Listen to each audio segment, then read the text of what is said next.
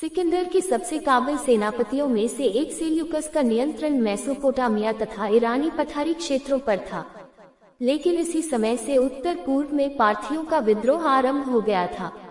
पार्थियनों ने हखामनी शासकों की भी नाक में दम कर रखा था। मित्रडेट्स ने ईसा पूर्व 123 से ईसा पूर्व 87 तक अपेक्षाकृत स्थायित्व से शासन किया। अगले कुछ सालों तक शासन की बागडोर तो पार्थियनों के हाथ ही रही, पर उनका नेतृत्व और समस्त ईरानी क्षेत्रों पर उनकी पकड़ ढीली ही रही। सासानी पर दूसरी सदी के बाद से सासानी लोग, जो प्राचीन हखामनी वंश से अपने को जोड़ते थे और उन्हीं प्रदेश आज का फौस प्रांत से आए थे, की शक्ति में उत्तरोत्तर वृद्धि हुई। उन्होंने रोमन साम्राज्य को चुनौती दी और कई सालों तक उन पर आक्रमण करते रहे।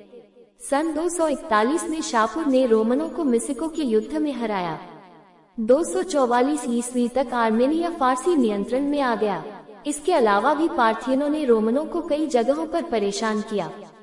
सन 273 में शापुर की मृत्यु हो गई। सन 283 में रोमनों ने फारसी क्षेत्रों पर फिर से आक्रमण कर दिया। इसके फलस्वरूप आर्मेनिया के दो भाग हो गए, रोमन नियंत्रण वाले और फारसी नियंत्रण वाले। शापुर के पुत्रों को और भी समझौते करने पड़े और कुछ और क्षेत्र रोमनों के नियंत्रण में चले गए। सन 310 में शापुर द्वितीय गद्दी पर युवावस्था में बैठा। उसने 379 ईस्वी तक शासन किया। उसका शासन अपेक्षाकृत शांत रहा। उसने धार्मिक सहिष्णुता की नीति अपनाई। उसके उत्तराधिकारियों ने वही शांतिपूर्ण विदेश नीति अपनाई, पर उनमें सैन्य सबलता की कमी रही। आर्दशिर द्वितीय, शापुर तृतीय तथा बहराम चतुर्थ सभी संदेहजनक परिस्थितियों में मारे गए। उनके वारिस यज़देगर्द ने रोमनों के साथ शांति बनाए रखा। उसके शासनकाल में रोमनों के साथ संबंध इतने शांतिपूर्ण हो गए कि पूर्वी रोमन साम्राज्य के शासक अर्केडियस ने यज़देगर्द को अपने बेटे का अभिभावक बना दिया। उसके बाद बहरम पंचम शासक बना, जो जंगली जानवरों के शिकार का शौकीन था। वो 438 ईस्वी के आसपास एक जंगली खेल देखते वक्त लापता हो गया, जिसके बाद उसके बारे में कुछ पता नहीं चल सका। इसके बाद की अराजकता में कावद प्रथम 488 ईस्वी में शासक बना।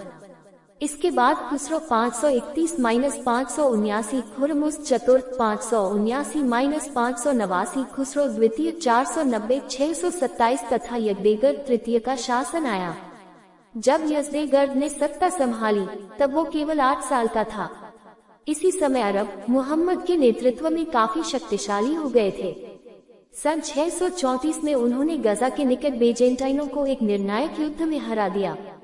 फारसी साम्राज्य पर भी उन्होंने आक्रमण किए थे, पर वे उतने सफल नहीं रहे थे। सन 641 में उन्होंने हमादान के निकट यज़देगर्द को हरा दिया, जिसके बाद वो पूरब की तरफ सहायता याचना के लिए भागा, पर उसकी मृत्यु मर्व में सन 651 में उसके ही लोगों द्वारा हुई। इसके बाद अरबों का प्रभुत्व बढ़ता गया। उन्होंने 654 में खुरासान पर अधिकार कर लिया और 707 ईस्वी तक बाल्ख मुहम्मद साहब की मृत्यु के उपरांत उनके वारिस को खलीफा कहा जाता था, जो इस्लाम का प्रमुख माना जाता था। चौथे खलीफा सुन्नी समुदाय के अनुसार हजरत अली, शिया समुदाय इन्हें पहला इमाम मानता है। मुहम्मद साहब के फरीक थे और उनकी पुत्री फातिमा के पति, पर उनके खिलाफत को चुनौती दी गई और विद्रोह भी हुए। सन 661 में अली की हत्या कर उन्हें शहीद कर दिया गया। इसके बाद उम्मैदों का प्रभुत्व इस्लाम पर हो गया। सन 680 में करबला में हजरत अली के दूसरे पुत्र इमाम हुसैन ने उम्मैदों के अधर्म की नीति का समर्थन करने से इनकार कर दिया। उन्होंने बैत नहीं की, जिसे तत्कालीन शासक ने बगावत का नाम देते हुए उनको एक युद्ध में कत्ल कर शहीद कर दिया। इसी दिन की याद में शिया मुसलमान गम में मुहर्रम मनाते हैं। इस समय तक इस्लाम 2 खेमे में बट गया था, उम्मैदों का खेमा और अली के खेमा। 740 में उम्मैदों को तुर्कों से मुंह की खानी पड़ी। उसी साल एक फारसी परिवर्तित अबू मुस्लिम ने मुहम्मद साहब के वंश के नाम पर उम्मैदों के खिलाफ एक बड़ा जनमानस तैयार किया। उन्होंने सन 749-50 के बीच उम्मैदों को हरा दिया और एक नया खलीफा घोषित किया, अबुल अब्बास।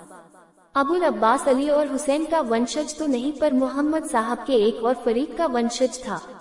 उससे अबू मुस्लिम की बढ़ती लोकप्रियता देखी नहीं गई और उसको 755 ईस्वी में फांसी पर लटका दिया। इस घटना को शिया इस्लाम में एक महत्वपूर्ण दिन माना जाता है, क्योंकि एक बार फिर अली के समर्थकों को हाशिए पर ला खड़ा किया गया था। अबुल अब्बास के वंशजों ने कई